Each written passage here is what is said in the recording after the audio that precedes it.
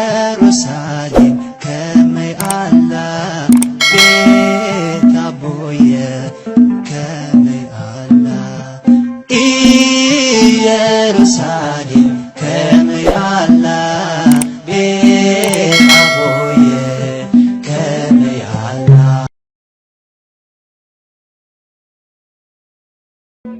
በስመ አብ ወወልድ ወመንፈስ ቅዱስ አሐዱ አምላክ አሜን። ሰላም ሰላም ክቡራት ተኸታተልቲ መደብና ከመይ ኣለኹም? እምበር ኣብ ዝሓለፈ ካብ ጥበብ ኢያሱ ወዲ ሲራክ ምዕራፍ 17 ርኢና ነርና። ሕጂ ድማ መቐፀልታ ናቱ ምዕራፍ 18 ክንርኢና። ጥበብ ኢያሱ ወዲ ሲራክ ምዕራፍ 18 ዕብየት እግዚአብሔር። እቲ ንዘለዓለም ህያው ኮይኑ ዝነብር እግዚአብሔር ንዓለም ብምልኡ ፈጠሮ ቁኑዕ ተባሂሉ ዝጽዋዕ ንሱ በይኑ እዩ። ብዘይክኡ ካልእ ሓደ እኳ የልቦን። ንዓለም ብሓይሉ ዝመርሕ ንሱ እዩ። ንኹሉ ፍጥረት ከዓ ንኡ ይእዘዝ። ኩሉ ፍጥረት ከዓ ንኡ ይእዘዝ። ንጉስ ኩሉ ፍጥረት ንሱ እዩ። ብስልጣኑ ድማ ነቲ ቅዱስ ካብ ዘይቅዱስ ይፈልዮ። እግዚአብሔር ዝገበሮ ተጠንቂቁ ክገልጽ ንሓደ እኳ ሓይሊ ኣይተዋህቦን። ክመርምሮ ዝኽእል እውን ከቶ ሓደ እኳ የልቦን። ንግርማ ሓይሉ ክመዝን ዝኽእል ማንም የለን። ነቲ ኩሉ ዛንታ ግብሪ ምሕረቱ ክነገር ዝኽእል መን እዩ?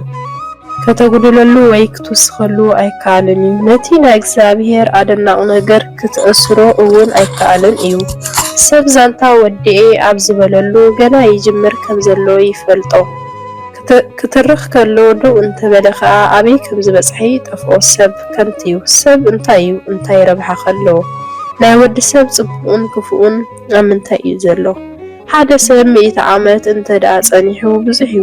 እዘን ዓመታት እዚአን ምስ ዘለዓለማውነት ተመዛዚነን ግና ካብ ባሕሪ ከም ሓንቲ ነጥቢ ማይ ካብ ህፃ ከዓ ከም ሓንቲ ጸጸር ውሕዳት እየን። በዚ ምኽንያት ከዓ እዩ እግዚአብሔር ንደቂ ሰብ ዝዕገሶም ምሕረቱ ከዓ ኣብዚሑ ዘፍስሰሎም። ርእዩ መወዳእትኦም ክፉእ ከም ዝኾነ ይፈልጥ እሞ ኣብዚሑ ምሕረት ከዓ ይገብረሎም። ሰብ ክርህርህ ከሎ ንጎረባብቱ እዩ ዝርህርህ። እግዚአብሔር ግና ንኹሉ ፍጥረት እዩ ዝርህርህ። ይግስጾም፣ ይምዕዶም፣ ይምህሮም። ከምቲ ጓሳ ንመጓስኡ ዝመልስን ናብኡ ከም ዝምለሱ ይገብሮም። ተግሳጹን ዝቕበሉን ትእዛዙን ክፍጽሙ ሃረር ንዝብሉ ሰባትን ይርህርሃሎም እዩ። ህያውነትን ምጽዋትን ወዲ ንሰናይ ግብርኻ ወቐሳ ኣይተሓውሰሉ። ምጽዋት ክትህብ ከለኻ ድማ ገለ ዘውኪ ቃል ኣይትዛረብ።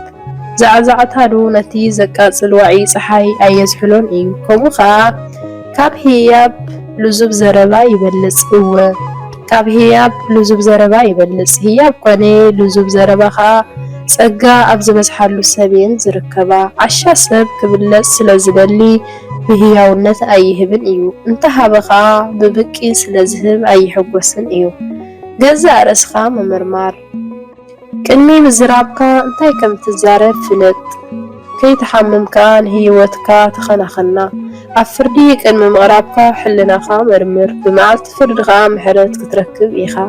ብሕማም ከይተቐጻዕካ ከለኻ ገዛእ ርእስኻ ትሕት ኣብል። ኣብ ኣፍ ደገ ሓጢኣት ከም ዘለኻ ምስ ተፈለጠካ ተመለስ። ንእግዚአብሔር መብጽዓ እንተገበርካ ምስተኻለካ መጠን ቀልጢፍካ ክፈሎ። ዒራ ብሞት ክፍታሕ ኢልካ ክሳዕ ትመውት ኣይትጸብእ። ገና መብጽዓ ቅድሚ ምግባርካ ዓቕምኻ መርመር። ከምቲ ንእግዚአብሔር ዝፈታተኖ ሰብ ኣይትኹን። ድሕሪ ሞት መዓልቲ ፍዳ ከም ዘሎ እግዚአብሔር ገጹ ምስ መለሰ ከዓ መዓቱ ከም ዝፍኑ ሕሰብ። ክትጸግብ ከለኻ ጥሜት ከም ዘሎ ሕሰብ። ክትህብትን ከለኻ ከዓ ድኽነት ስእነትን ከም ዘሎ ሕሰብ። ካብ ንግሆ ክሳዕ ምሸት እኳ ኩነታት ክልወጡ ይኽእሉ እዮም። እግዚአብሔር ድማ ቀልጢፉ ክዓይ ይኽእል እዩ። ጥበብ ሰብ ኣብ ዝገበሮ ኩሉ ጥንቁቕ እዩ። ጥበበኛ ሰብ ኣብ ዝገበሮ ኩሉ ጥንቁቕ እዩ። ሓጢኣት ኣብ ዝበዝሐላ መዓልቲ እውን ክፉእ ከይገበረ ይሕሎ ክፉእ ከይገብር ይሕሎ። በሊሕ ኣእምሮ ዘለዎ ሰብ ንጥበብ ይፈልጣ እዩ። ንዝረኽባ ሰብ ከዓ ይውድሶ። እቶም ጥበብ ዝመልኦ ዘረባ ሰሚዖም ዝርድኦም ሰባት ንገዛእ ርእሶም ጥበበኛታት ይኾኑ። ተመሊሶም እውን ጥበብ ዝመልኦ ዘረባታት የውስኡ።